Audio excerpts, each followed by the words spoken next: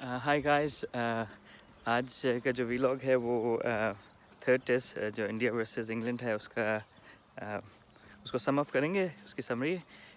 तो ऑब्वियसली जिस तरह हम कल बात कर रहे थे कि जो फर्स्ट आवर है वो बहुत ही ज़्यादा कीन होगा, बहुत ही ज़्यादा इम्पोर्टेंट होगा, सॉरी। कंडीशंस क्योंकि ओवरकास्ट थी, थोड़ा सा मॉइस्चर ज़्यादा था लीड्स में, स्पेशली फर्स्ट आवर में।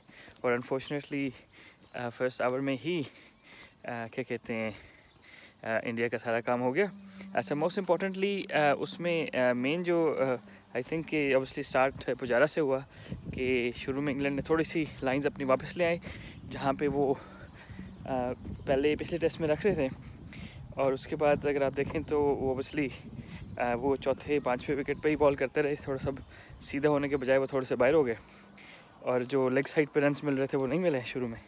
और again it was kind of an unforce error कि जो पुजारा था उन्होंने बॉल को पैड कर दिया। अगर वो बैट एंड पैड से खेल रहे होते, बैट साथ होता, तो obviously it was hit outside off stump. लेकिन क्योंकि उन्होंने शॉट ऑफर नहीं किया था, जिसकी वजह से उनको ऑब्वियसली लेग बिफोर विकेट हो गया। उसके बाद जो है वो विराट कोहली और क्या कहते हैं रेहाने आ गए नंबर 5 पे। अगेन विराट कोहली का जो एक ओवर थोड़ा सा टफ गुजरा जेम्स एंडरसन का, जिसमें उनको एक दो बॉल लगा, एक कॉट बिहाइंड की अपील हुई जो आउट नहीं था, जो आउट दे दिया और फिर रिवर्स हो गया। तो थोड़ा सा वो उन्होंने एक इंग्लैंड वालों ने प्रेशर क्रिएट कर दिया। लेकिन it was always the case कि बॉल भी नया था और फर्स्ट आवर भी था, तो देयर वाज ऑलवेज दिस थोड़ा सा मूवमेंट तो मिलना ही मिलना था। अब क्या कहते हैं कोहली का भी अगर आप देख लें, जो डिसमिसल है, उन्होंने 2-4 अच्छे शॉट्स मारे, क्योंकि वो जो क्या नाम है उनका, रॉबिन्सन, जब वो गेंद आगे करते हैं तो वो ऑलमोस्ट फ्लोट करते हैं, यानी कि जो when he tries to pitch it up really up, half volley type का अंदर इन स्विंग करने की कोशिश करते हैं, तो वो फ्लोट होता है। तो उसमें ये होता है कि बाउंस उनको ज़्यादा इतना नहीं मिलता। तो उन्होंने एक दो वो किए जिस पर उनको शॉट्स लगे, और फिर उन्होंने थोड़ा सा जो है वो लेंथ बॉल किया। तो जैसे ही उनकी लेंथ थोड़ी सी पीछे जाती है तो उनको थोड़ा सा बाउंस मिलता है, kind of like not tennis ball bounce, पर थोड़ा सा बाउंस मिलता है। और क्योंकि वो भी चौथे पाँचवें विकेट पे बॉल कर रहे थे, और कोहली को ऑब्वियसली क्योंकि उन्होंने 2-3 बाउंड्रीज मारी थी लास्ट ओवर में, 2 बाउंड्रीज मारे थे, तो बाउंड्रीज मारने के बाद जो है वो आपको थोड़ा सा कॉन्फिडेंस आ जाता है। तो आई थिंक कि वो शायद कोहली पूरा नहीं जा सके उसके ऊपर, या छोड़ सकते थे। एनीवेज, तो उसके बाद अगर आप देखें डिसमिसल्स, ऋषभ पंत का सेम क्या कहते हैं थोड़ा सा बाहर सच उन्होंने किया। अब मेनली उसमें इशू ये है कि जिस तरह हम पहले बात कर रहे थे कि जब आप टेंटेटिव चले जाते हैं इंग्लिश कंडीशंस में तो आपके लिए मुश्किल हो जाती है। अब टेंटेटिव जाने से मकसद ये है कि आप थोड़ा सा हाथ जल्दी ले आते हैं अपने बैटिंग करने के लिए। उससे होता ये है कि अगर there is anything of the pitch you have to you have to cover it with your hands. आप जल्दी आ गए हैं तो फिर आप सिर्फ उसको निक ऑफ कर सकते हैं। अनफॉर्चुनेटली कोहली का डिसमिसल उसी तरह का हो गया। तो ओवरऑल अगर हम इस टेस्ट मैच को सम अप करें तो एक तो ये कि फर्स्ट इनिंग्स में इंडिया ने जो बैटिंग की, I don't think it was a wrong call to bat first, अगर कंडीशंस के हिसाब से देखें, क्योंकि आपके टॉप 6 में से 5 जो थे अनफोर्स एरर्स थे। ठीक है, अनफोर्स एरर मीन्स कि वो अवॉइड किया जा सकता था, ये नहीं कह सकते कि आपको एक एक्स्ट्राऑर्डिनरी बॉल पड़ गया।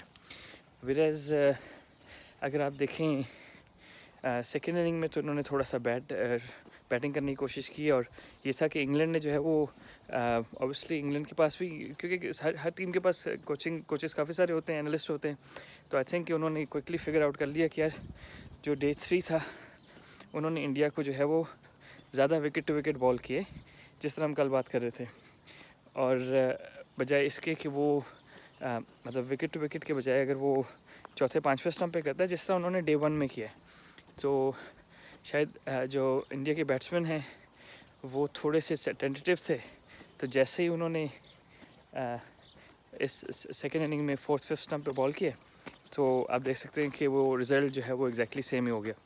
यानी कि ऑब्वियसली सेकेंड न्यू बॉल में आई थिंक फर्स्ट आवर में ही 5-6 प्लेयर्स आउट हो गए, और इवेंचुअली ऑब्वियसली इंग्लैंड को जो है वो विक्ट्री मिल गई। लेकिन इंग्लैंड के बॉलर्स ने बहुत जल्दी क्विकली एडजस्ट किया ओवरनाइट, यानी कि डे 3 में उनकी लाइन्स अगर आप देखें तो they were starting on off stump, finishing on middle and leg, काफ़ी सारे बॉल और लेग साइड पे काफ़ी रन्स कराए इंडिया से।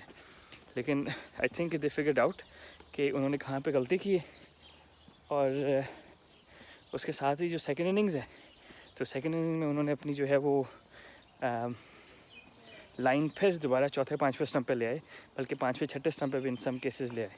वहाँ पे इनको फ्रस्ट्रेट किया और फिर के ऑब्वियसली विकेट्स ले लिए।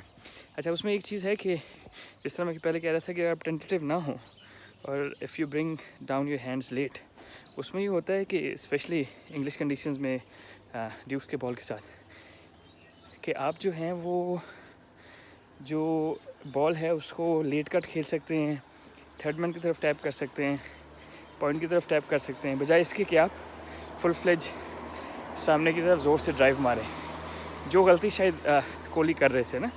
तो उसमें होता ये है कि जिसमें अगर आप जो रूट की बैटिंग देखें तो वो पीछे वाले वो लेंथ बॉल को वेट करते, हाथ लेट आते और उसके बाद एडजस्ट करके पॉइंट्स की तरफ फेंक दिया या फिर थर्ड मैन की तरफ खेल दिया। तो उससे ये कि आपके पास लेट खेलने का चांस होता है। अगर आपके हाथ जल्दी आ जाए तो उसमें ये होता है कि आप फिर ये वाले शॉट्स नहीं खेल सकते। तो आई थिंक कि ये छोटा सा adjustment hopefully next test match से पहले इंडिया की टीम कर लेगी। बाकी जो है वो सिलेक्शन भी काफ़ी इंटरेस्टिंग होगी क्योंकि जडेजा जो है वो एक स्कैन के लिए गए हैं, तो most likely he might sit out. और उसके अलावा जो है वो Ashwin must play, I think Ashwin must play, क्योंकि अब back end of the season है इंग्लैंड में भी। और अश्विन ऐसा है कि उसको आप सेमी न्यू बॉल से भी बॉल करा सकते हैं, नई बॉल से भी करा सकते हैं और पुराने से तो वो कर सकते हैं।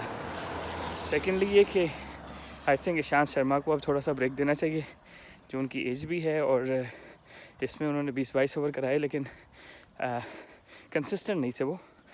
तो I think it would be good to give him a break and maybe bring him back in the last test match. Yadav जो हैं वो obviously he bowls at a decent pace and he should be fresh because उन्होंने कोई game नहीं खेला, test match नहीं खेला पिछले, तो hopefully जो एक्स्ट्रा पेस जो है वो जो रूट को थोड़ा सा डिस्टर्ब करे। तो नेक्स्ट जो है वो हम वीलॉग बनाएंगे, जब तक हमारा न्यूजीलैंड में लॉकडाउन चलता रहता है। नेक्स्ट वीलॉग बनाएंगे अगले टेस्ट मैच का प्रीव्यू और टीम सिलेक्शंस, विकेट और फिर pitch conditions and everything. Thank you, bye bye.